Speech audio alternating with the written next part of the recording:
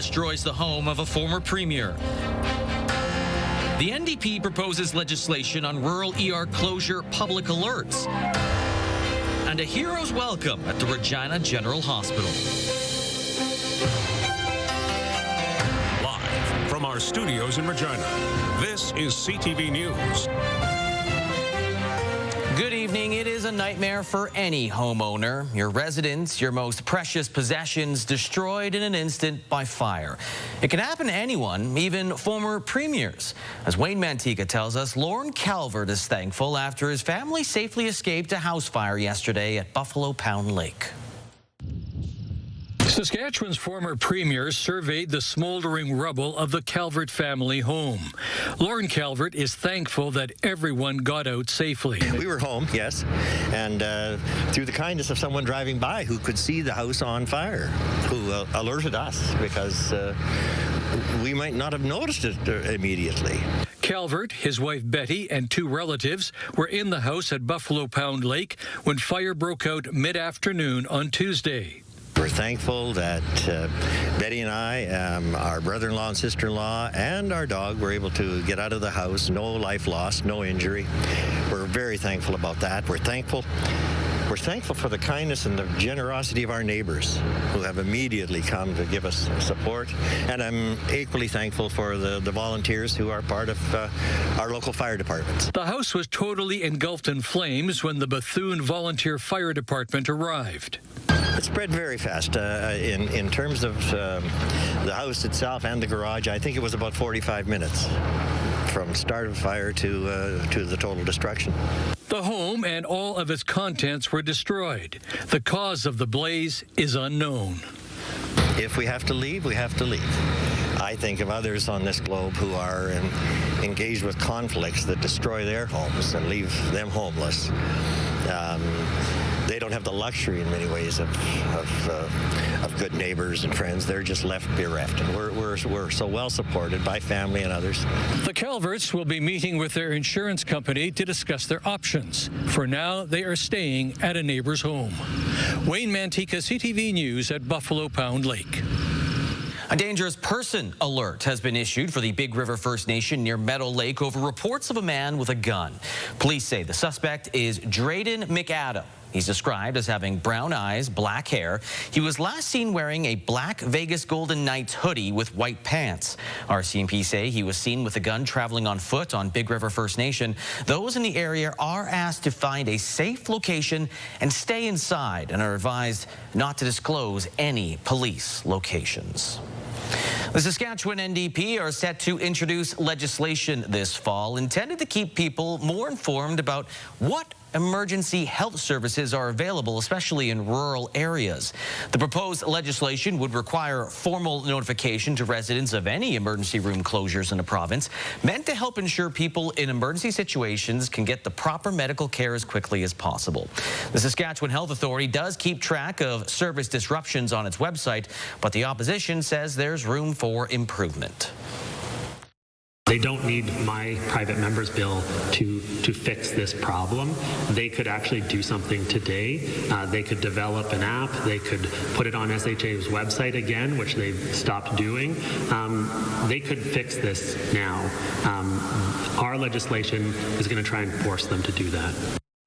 The NDP says this bill has been shaped by feedback from rural residents unable to access emergency rooms in rural communities. Of course, the Sask party has the majority, so they would have to vote for this legislation. Currently, the SHA lists various service disruptions in Wolseley, Kamsack, Lanigan, Wilkie, and Broadview. CTV did reach out to the government for comment, but did not hear back before broadcast. Regina's City Council has approved rezoning part of its downtown for a proposed mixed housing development. The lot, located at 1840 Lorne Street and 2301 11th Avenue, currently serves as a parking lot in Regina's downtown near the SGI building. Total cost of the project is projected at $22 million, with the Namarind Housing Corporation already investing $10 million into the development. It plans to offer affordable housing units that include some rental units. people interacting. I think that we're developing a small community within our downtown, and I think it's going to really contribute to the revitalization, and to have that walkable or walking downtown where people go grab a coffee and, you know, go down another street or go to the park or head to the library. Now, in a letter to the city, the Regina Business Improvement District expressed its disapproval with the development, stating the housing units would not represent the best use for the city's high-profile development site without commercial use.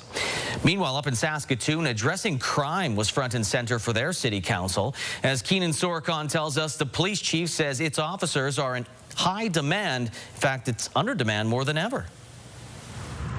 Saskatoon police are on track to see 175,000 calls for service by the end of the year, and there's a number of things tying up resources in an ever-changing environment. What I see in Saskatoon is an increasing volume of people in crisis. Chief Cam McBride says social disorder calls make up roughly 43% of all calls to police, and officers are using a balanced approach of interacting with people who are experiencing a mental health or drug crisis while also holding them accountable for their actions. But accountability is harder than it used to be. Instead of repeat offenders being prosecuted after racking up a number of charges like public intoxication or more serious crimes like McBride was used to from his frontline policing days, he says now the tickets are withdrawn if someone can't pay. And so all of the intervention work that police tried to accomplish through holding them accountable, utilizing legislation, is for naught. Last week, Prime Minister Mark Carney said he will propose legislation reforming bail provisions next month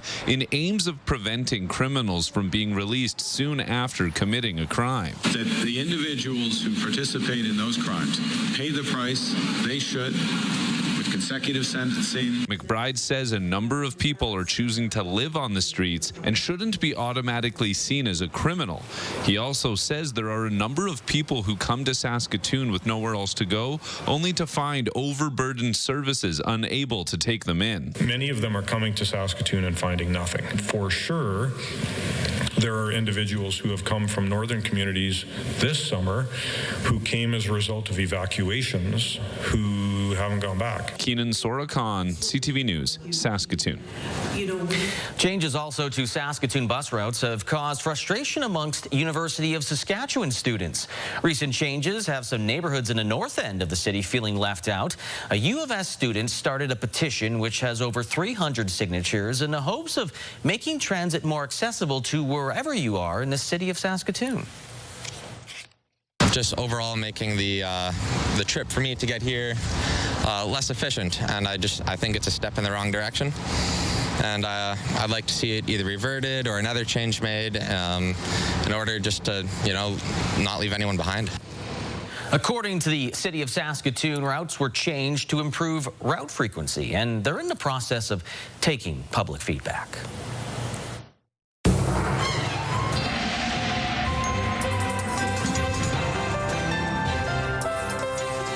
Sabine joins us for our first look at weather, and I know we're getting close to the middle of September, but this week at least temperatures well above seasonal. Yeah, didn't feel like it's not official fall, but you think that once we get into September we're going to start to see those temperatures arrive.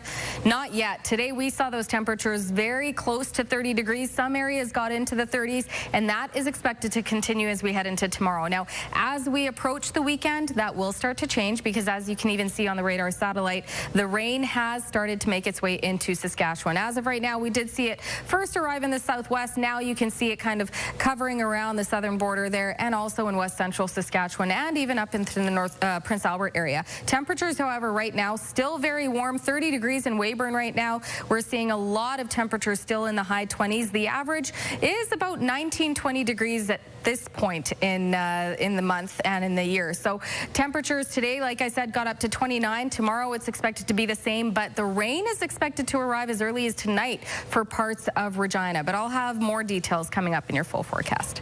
Lee? Thank you, Sabine. The Manitoba Museum has returned 19 artifacts to Piepot First Nation here in Saskatchewan. The repatriation is the largest in the museum's history. Artifacts include ceremonial pipes, a drum, an eagle fan, medicine pouches, as well as gifts the chief gave as thanks to the minister who conducted his daughter's marriage ceremony. As a thank you, the First Nation invited museum representatives to attend the ceremony of the return of these items. The museum says it is an important institutional responsibility. We are really honored to do this work, and we were really honored to be invited out to the celebration. It is a proud moment for museums to really take stock of what we're doing here and to really look at what speaks to our collections and what belongings really do rightfully need to go home. The museum's repatriation policy began in 2007 following the Truth and Reconciliation Commission's call to action and the United Nations Declaration on the Rights of Indigenous People. Now, Indigenous culture matriarchs are healers, storytellers, and more. And today, women were honored in Regina with a day focused on their well-being. The event, hosted by Regina's Neoyatina Friendship Center, offered haircuts, nails, massages, facials, a phone booth, and more as part of Women's Wellness Day. We're just presenting an empowerment day to the women of our community, creating a safe space for women to get some self-care, some self-love, and to be in an area that feels welcoming, warm, and focused on them. The group is looking to hold more of these events in the future. And you can say it was a super day at the Regina General Hospital as 5 members of Regina's SWAT team rappelled down the outside of the building as superheroes for a good cause. Damien Smith shows us the excitement. I was doing my cards and rock, paper, scissors. It was an exciting day for the patients in the pediatric unit at the Regina General Hospital as 5 superheroes rappelled their way down the windows outside of their playroom. It all started when 5 members of the Regina Police SWAT team wanted to brighten the days of children on the ward. We're all fathers on this team. We all have children. I have 3 myself. And so children, they're just a special part of our lives. We all know someone and have had kids that are sick and been in hospital for a significant amount of time, and we know the strain that puts on families and the children themselves. Shortly before the descent, the superheroes went inside to greet the kids, to give high fives, hugs, and gifts. Met the superheroes, and they love me so much, and they gave me this necklace. Some overreacted in some fear, I'm not going to lie. There's some scared ones, but all in all, they're very happy to see us. Lots of high fives, some hugs, and they're just genuinely curious about all the things that we're wearing. The event raised over $15,000 for pediatric programs, proving that even though not all heroes wear capes, some of them do. The big thing about a hospital is that we're using the equipment that we have 24/7, day in, day out. So stuff wears out on us really quickly, and it's just everything's expensive, right? Even when you look at the monitors, which you might be looking at $15,000 for a single monitor that goes from room to room. All parties involved believe that they think that this can become a yearly tradition at the Regina General Hospital. Damien Smith, CTV News, Regina. Still ahead, the Prime Minister provides hints as to what will be in the federal budget. And a prominent conservative podcaster is shot dead at an event in Utah.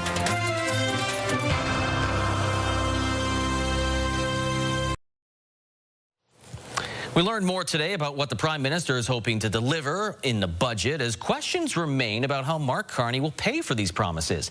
He says the upcoming federal budget will focus on cutting spending with new investments in key areas. All this as Carney tries to distance himself from Justin Trudeau and try to bolster Western relations. CTV's Abigail Bimman has the latest. Politics is like hockey. It doesn't build character, it reveals it. More than a few hockey references in the Prime Minister's speech to caucus about fall priorities delivered in his hometown.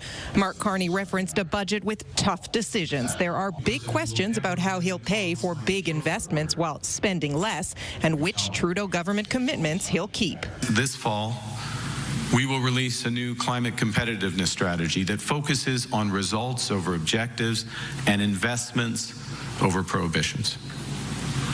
Third, we will remain relentlessly focused on bringing down costs for Canadians. Backsliding on our commitments around climate, if you read values, it'll be a very odd thing for us to do. Carney said the first major projects list will be announced tomorrow. Radio-Canada is reporting no pipelines will be on it. No one should take any lesson from the first list of projects that this is the end. What the Liberals need to do in order to actually allow major projects to move forward is repeal C-69, repeal C-48, lift the production cap, remove the policies that they put in place that block these projects from moving forward. Those signs point to a thawing of relations between Ottawa and Western Canada, strained in the Trudeau years. I think there's even a thawing of tone in Danielle Smith. But she's still making a number of demands that frankly can't all be met. The Prime Minister ends his day meeting with Premier Smith here in Alberta's capital. The pro-pipeline Premier has said she'll be pushing for action on what she calls 9 bad laws hurting the province's economy. Abigail Beeman, CTV News, Edmonton. A judge has ruled that the suspect in a Vancouver Day Festival attack is mentally fit to stand trial. Adam Kejilo also faces 31 more charges, all for attempted murder. He had already been charged with 11 counts of second-degree murder. Lowe is accused of intentionally driving a vehicle through a crowd at this year's festival. 11 people were killed, dozens more hurt. No date has been set for his next court appearance. Meanwhile, police in Toronto say a child is dead and another is in serious condition after an SUV plowed into a daycare. It happened at around 3 o'clock in the afternoon. Police say 7 children between 1.5 and 3 years old and 3 adult staff members were struck, and that they've also made an arrest. Police say that the vehicle was in the parking lot at the time, and for reasons unknown, it drove through the window. In the United States, Charlie Kirk, a well-known political podcaster and close ally of President Trump, was shot and killed today while hosting an outdoor event at a Utah college. ABC's Rena Roy reports. Conservative activist Charlie Kirk dead at 31 years old after authorities say he was shot while speaking at Utah Valley University this afternoon. Police say the suspect is still at large. Video shows the moments before Kirk was shot. We're pausing it before the gunfire. Just one shot straight into Charlie Kirk. And I watched a fountain of blood come out of the side of his neck like a water fountain. Panic and chaos in the crowd as people ran for cover. Anyone could just walk in. It was at probably the worst place in campus because there's so many areas where anyone can just walk in. Witnesses say Kirk was talking about gun violence when he was shot. Everyone got down. Everyone was so scared. Kirk is a massive voice in the conservative movement as the founder and CEO of Turning Point USA, an influential conservative youth organization. He's often sparked heated debates on college campuses across the country. His rhetoric has often been closely aligned with President Trump. I had a brief conversation with the president over the phone. He sounded quite upset, quite down about this. He told me it's horrific. It's one of the most horrific things I've ever seen. Both the ATF and FBI are responding. The FBI saying they're closely monitoring the situation and that agents are on the ground there. Yeah. Politicians on both sides of the aisle denouncing politically motivated violence. This is detestable what's happened. Political violence has become all too common in American society, and this is not who we are. Multiple senior sources inside the West Wing saying they are in shock and disbelief. Sources also tell ABC News the president has postponed a dinner he had planned for this evening. Rena Roy, ABC News, New York. Canada is promising to stand with Poland after a serious escalation in Eastern Europe. Russian drones were shot down after entering Polish airspace. Poland is a key member of NATO, and its government is saying a line has been crossed. Russia has dramatically increased its deadly drone attacks on neighboring Ukraine in recent months. Mike Couture has more on the incident and the response.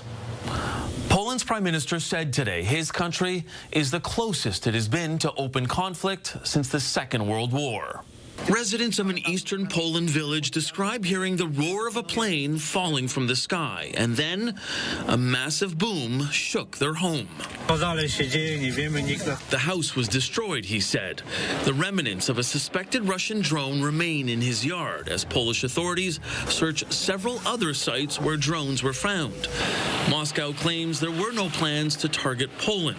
Many of them were shot down with the help of NATO allies, and talks between member countries were quickly called under an Article 4 consultation. Prime Minister Donald Tusk praised the quick response of allies, but pointed out this changes the political situation. In a post on social media, U.S. President Donald Trump said, "What's with Russia violating Poland's airspace with drones? Here we go." After a NATO meeting, the Secretary General said a full assessment of the incident is ongoing. Allies expressed solidarity with Poland and denounced Russia's reckless behavior. While rallying support for Poland in the European Parliament, Ursula von der Leyen told lawmakers the EU is now working on a 19th package of sanctions against Russia. We're particularly looking at phasing out Russian fossil fuels faster. We're looking at the shadow fleet and at third countries. Russia's defense ministry says it had not targeted Poland, but Prime Minister Tusk says there were 19 breaches of Polish airspace. And Canada's defense minister is casting doubt on the Kremlin's explanation. I don't think we can take a lot of what comes from Russia right now at face value. McGuinty wouldn't say if Canada will deploy more resources to the region, but Germany's foreign minister said NATO stands united and there must be a response to Russia's actions. Mike Lecouteur, CTV News, Ottawa. The UN Security Council held an emergency meeting on Israel's strike in Doha. Security forces and emergency teams in Doha are still digging through the rubble after yesterday's attack intended to target senior Hamas leaders. Hamas said the strike killed at least 6 people, all believed to be lower-ranking members. The attack now puts ceasefire talks in jeopardy and risks further escalation of the war. Palestinians are streaming out of Gaza City again today in anticipation of a major new Israeli offensive.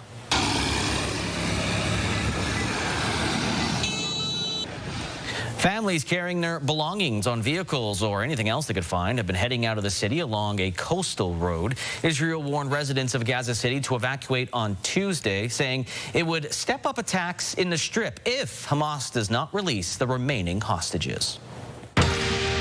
Coming up, how a well-known Saskatchewan painter has reinvented himself.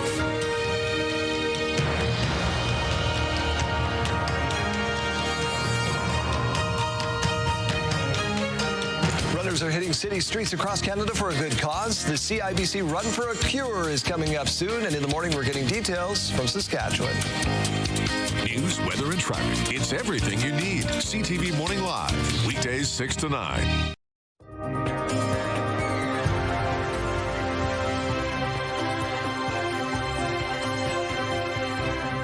Welcome back. Let's take a look at what you can expect for your forecast heading into tonight and ending out your week. Yes, we have seen those above seasonal temperatures. That's expected to continue. Today in Regina, we saw the temperature warm up to 29 degrees late this afternoon. Currently sitting at 27. Starting to see a little bit more of that cloud cover roll in, and that is because we do have some active weather making its way through the province. So we did start to see some rain, especially around the Maple Creek area late this afternoon, seeing some of that rain come through. And we do have more of that rain continuing, even possibly some little storm cells coming through just in the southern, along the southern border there. Now, as we head into this evening, we're going to continue to see more of this rain spread further into southern Saskatchewan. And by the time we get into tomorrow, we'll see most of that clear out, leaving us primarily with a mix of sun and cloudy conditions. But that's because we're going to see the rain return as we head into Thursday evening. And this is what we could expect. So the rain Thursday evening into Friday, we're going to continue to see a lot of that rain in southern Saskatchewan. If we're thinking or looking at wanting to know more about rainfall totals, unfortunately that board isn't working for me right now, but I can let you know Regina in southern Saskatchewan, Regina could see up to about 10 millimeters of rain for tomorrow. Swift Current could see about 1 millimeter of rain. 10 millimeters expected for Estevan tomorrow, anywhere between 5 to 10 millimeters in and around the Assiniboine area. Yorkton could see trace amounts. Now this is just for tomorrow. That rain is going to continue into Friday night into Saturday. So there's still a lot of rain expected. I will hopefully have some more numbers to share with you as we head into tomorrow. But temperatures is the one thing I want to talk about. Despite the fact that we're seeing rain and this cold front coming through starting tonight, temperatures are going to remain above average. 28 expected for North Battleford. Rain tonight, but mainly sunny tomorrow. 26 in rain for Saskatoon tomorrow. 27 in a mix of sun and cloud for Yorkton. The southwest still seeing very warm temperatures tomorrow. Maple Creek a little cooler tonight at 9 degrees, but still above average average tomorrow, 26 degrees and a mix of sun and cloud there. Swift Current, 27 and a mix of sun and cloud, and 29 degrees for Moose Jaw tomorrow with a mix of sun and cloud. Could see some rain tonight with 13 as a low. And the southeast is the same story. 28 degrees tomorrow for Estevan and for Assiniboia, and 29 degrees for Weyburn with a mix of sun and cloud. And taking a closer look at Regina, still pretty warm tonight. 16 is the expected low. Tomorrow warming up to 28 degrees. Now, most of tomorrow we will see a mix of sun and cloud. Tonight, after the evening into the late night, overnight, we'll start to see some of that rain. Should clear by tomorrow morning, and then we will see that rain return as we head into tomorrow evening. So keeping that in mind as you head into Friday, expect the rain. But here is a look at your next 7 days. And before it looked like we could have a rainier day on Saturday, as of right now, it looks that it has changed, but like we know how these systems are, things could change again. So repeating tomorrow, 28, a mix of sun and cloud. Rain expected Friday, 23 for Saturday. Game day at Mosaic Stadium, 24 is the expected daytime high, mix of sun and cloud. The kickoff is at 5 p.m. Could see the rain return later in the evening Saturday night. Rain on Sunday, 23 degrees. By Monday, we're cooler, but still sitting above average. Average, like I said, is about 20 degrees. So 23 on Monday, a mix of sun and cloud, 22 on Tuesday, and 21 on Wednesday. Still warmer than average, not feeling like a fall day. And I mean, which makes sense because the official first day of fall isn't until another couple of weeks. Yep, still got some time. It's still technically summer, even though there's pumpkin spice everywhere. I'm not one of those. Yeah. I promise. Thanks, Sabine. A famous Saskatchewan artist has found a new medium for his nature scenes. As Carla Shinkaruk tells us, it has provided a bit of a stepping stone to the next phase of his career. It's not perfectly smooth. There's imperfections in it. Glenn Scrimshaw has been capturing nature scenes in his art for nearly 40 years. Then what started as a craft project for his grandkids became a rock-solid new medium for his art. So I've been painting on rocks, and what a very interesting medium. He started putting his creations on rocks in May and found that people were very interested in the new approach. Rocks are not like paper. They don't absorb the paint. They're textured in different ways. Every rock is different, so I find it very, very challenging. The finished rocks range in price. It all depends on the size and how complex they are. Since all rocks are different, so is the art. And there's some texture on the bottom. I can make it look like a bank full of snow, and I've been able to, I even surprise myself because some of them, I feel like it almost step into them. He doesn't just pick up a rock and start painting. It's a varied process to decide what he's going to create. Sometimes it's 5 minutes, and this I've been looking at it for a month and a half. With most of his art over the years, he's given a portion of proceeds to charity, and in this case, with the rocks, he chose Meewasin Valley Authority. It's been amazing to work with him and to have him choose Meewasin as the charity of choice to receive the proceeds from his rock paintings. Instead of hanging something on the wall, you can have something sitting at your desk or, part of your home decor. We also love how it's connecting people to nature. And most of his works are nature scenes, true to his style, but this was the first one he sold, a deluxe cheeseburger. It went to a restaurateur who couldn't resist. You can never stop learning. Every day I learn something new, and the rocks, I look at them differently, and there's ideas flying through me, and it's just so interesting and so invigorating. Carla Shinkaruk, CTV News, Saskatoon. Still ahead, the Riders aren't getting ahead of themselves despite leading the CFL with a 10-2 record.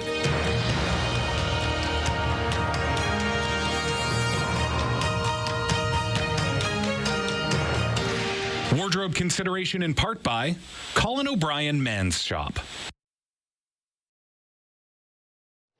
After sweeping the season series with Winnipeg and clinching a home playoff game within reach already, Riders win this week. Edmonton loses, Winnipeg loses. They finish top 2 in the West home playoff game. Riders also have the best odds to win the Grey Cup as well. But while this excitement is definitely ramping up with fans in Riderville, the team is staying even keel, especially with a hungry Alouette squad coming to town this weekend. Jacob Carr has more. Saskatchewan from the break of tying this one up. Ouellette, 3, 2, 1, touchdown Saskatchewan Roughriders. It may have been a celebration in Winnipeg as the Riders improved their win total to 10, but you will never hear the words satisfied or content uttered by anyone in the Riders organization. Not yet, at least. If I would tell you that, on our goal sheet was to win 10 games, I'd be lying to you. So it's great that we're where we are right now, but that only means that we've given ourselves the right to be 10-2 right now and be in a position where we have this small lead in the West. Head coach Corey Mace knows a thing or two about reaching the ultimate goal in the CFL, having coached the Toronto Argonauts to a Grey Cup win as the defensive coordinator in 2022. He says part of having championship DNA is not getting too high when the going is good and focusing on one game at a time. I think for any team, it's important. It's just for us, it's just, how we said that we're going to go about our business. It's just hard to win games in this league, and what is it, September 9th? I mean, come on, we got the Alouettes. And for the Riders and their offensive unit, the next challenge is a stingy Montreal Alouettes defense that will be coming to Mosaic Stadium looking to spoil the team's good vibes. They play a lot of different looks. They have a lot of different people playing a lot of different areas, and we have to be able to locate where everybody is and do our job that we're supposed to do. The Riders head into this game with some question marks in the defensive secondary as cornerbacks Tavon Campbell and Marcus Sales have yet to participate in practice this week. Jacob Carr, CTV News, Regina.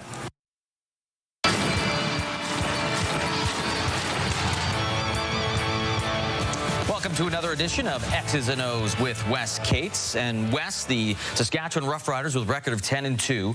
A win this week and a loss by the Edmonton Elks, and they will clinch a playoff spot. And then if the Winnipeg loses as well, then they clinch a home playoff game already. So, man, this is early for this to happen, but there's a chance it could happen. They face an Alouettes team that has been on a huge losing streak, but there's some talk that this may be a trap game considering they've had some coming off back-to-back Winnipeg games that have a lot of emotion. As a former player, are trap games anything in your mind? I mean, as a player, I'd say no, but if you're being real about it, obviously there's going to be ebbs and flows in a season, right? There's going to be dips. There's going to be emotional highs, as you mentioned, too, with the Labor Day turn and Banjo Bowl. And then there's going to be lows where you're kind of in the middle of the season. You think you have an opponent that's, struggling, and maybe you can just kind of go through the motions that week and come out and still get the victory. And it's not that type of league, Lee. It definitely is one of those where you really have to go in. You have to keep game planning. You have to see what the other team's vulnerabilities are and try to attack them. And you got to try to clean up some of your mistakes. So I think as long as the Riders go through this week prepping and trying to look at the film and be honest about where they're at and trying to clean up some of the mistakes, they'll be fine. Now, if they go in thinking, the quarterback situation, Davis Alexander still isn't back. McLeod Bethel Thompson played really bad against this Riders team the first time they played in Montreal. So obviously there's a lot of reasons to think you got this one in the bag, but the key is to just stick with the process, keep doing what you're doing, working hard at practice, and you should come out with a W. But if you think it's going to be an easy one, that's when you do get trapped and give up one that you're not supposed to. So let's hope that they're focused and just taking it as any other week. Now let's talk about McLeod Bethel Thompson. He's now off the 6-game injured list. You're not going to see Davis Alexander, which is the Alouettes' best chance. They win when he plays. I don't think he's lost a game as a starter right now for Montreal. But is the key up front just a lot of pressure on him? Because they were able to get through that offensive line and put a lot of pressure on him in that game in Montreal.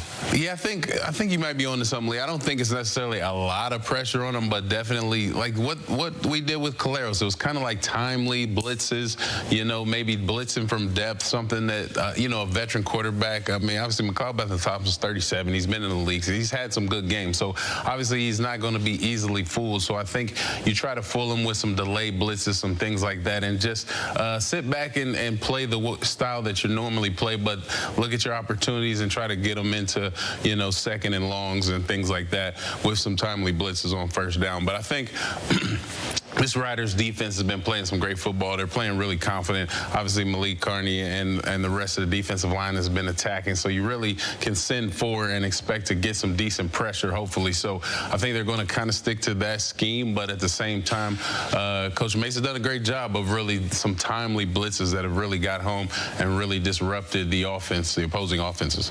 Offense had a rough game in Winnipeg, even though they got a victory. Do you see this as a bounce-back game? I know a guy like Dante Myers had a fantastic fantastic game against Montreal earlier this year.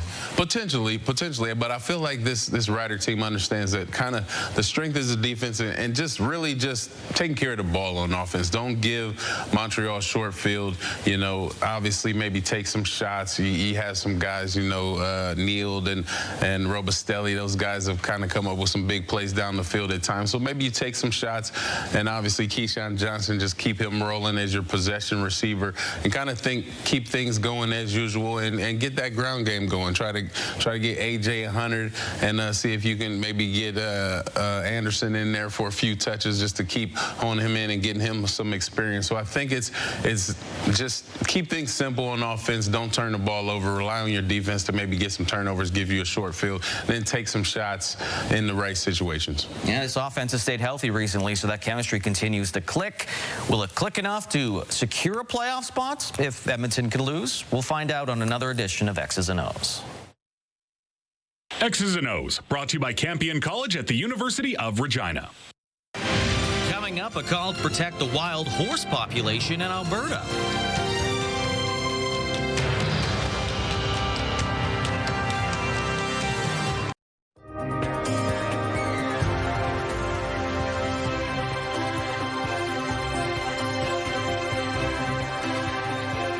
Welcome back. Let's take a look at your rural forecast heading into tomorrow. So we will still see those temperatures remaining above average, sitting in the mid to high 20s tomorrow, but we will start to see some precipitation make its way through. You can see that there for Watrous. Now, most of the rain is expected to arrive tomorrow night. We will see some rain tonight for parts of the province, but into tomorrow, much of the day will remain a mix of sun and cloud, as you can see here with those temperatures, like I said, sitting in the mid to high 20s for many areas. And when we get closer to the southern border, that's where we'll start to see more of that cloud cover rolling through, because again, the rain should stop by first thing tomorrow morning and is expected to return by tomorrow evening. So 24 degrees expected in the south west there, East End Cypress, mostly cloudy. 27 for Leader and for Rockland, and over in the east, Broadview expecting to get to 27, 28 for Pilot Butte, and Lumsden 29 for Assiniboia. So these are the temperatures we can continue to expect, even for Herbert tomorrow, where internet speeds up to 1 gig are available through Saskatoon, located 200 kilometers west of Regina, about 50 east of Swift Current. Tomorrow, 25 degrees is the expected high, mainly sunny conditions. The rain is expected to arrive in Herbert later in the day, mostly in the evening. Could see anywhere between 2 to 4 millimeters of rain.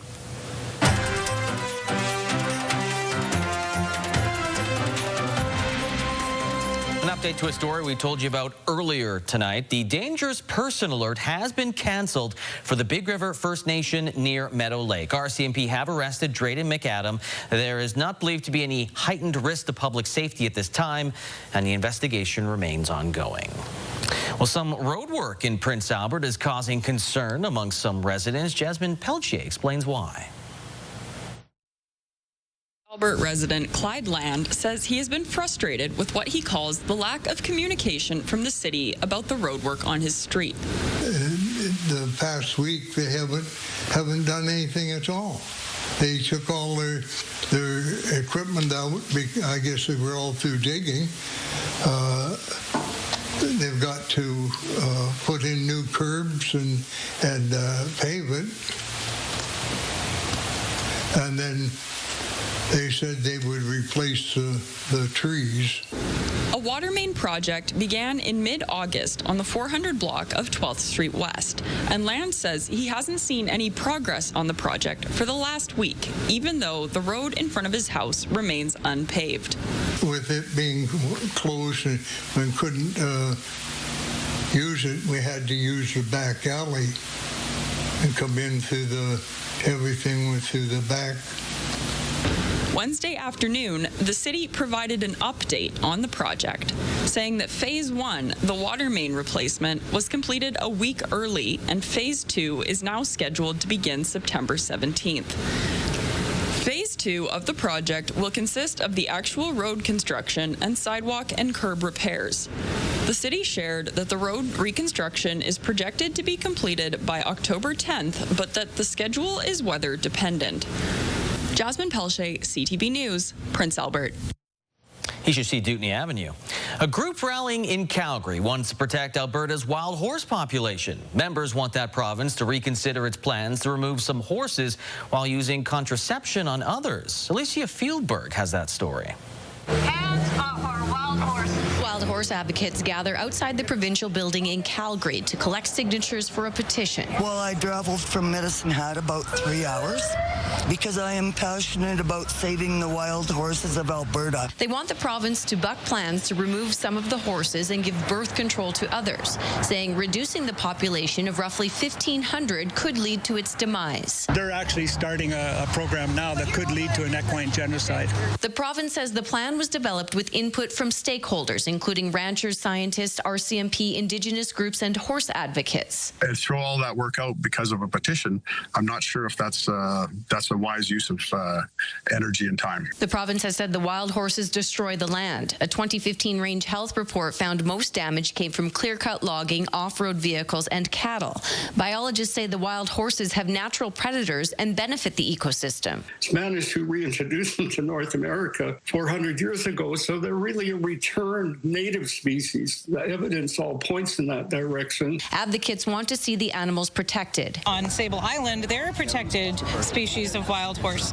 There's actually a protected band of wild horses up in northern Saskatchewan as well. Some invited Alberta's leader for a tour. I do have a challenge for Danielle Smith, our wonderful premier. I'd like to see her come out on a ride-along and learn the actual facts and the truth about our wildies. This group says more than 15,000 Albertans signed the petition against the birth control and removal of wild horses. These horses are unique to Alberta. That was determined by the University of Calgary geneticist. And once they're gone, they can't be reproduced. Alicia Fieldberg, CTV News, Calgary. Stock markets going in different directions today. The TSX up 116 points. The Dow Jones down by 220 points. How about that Canadian dollar? Well, stayed the same, 72.14 cents U.S. Commodity front, gold up to $14.12. West Texas Intermediate crude up $1.04, while Western Canadian Select crude was up 95 cents. Did that change the gas price? No, it did not. Gas commonly found in Regina for $1.41.9 cents per liter.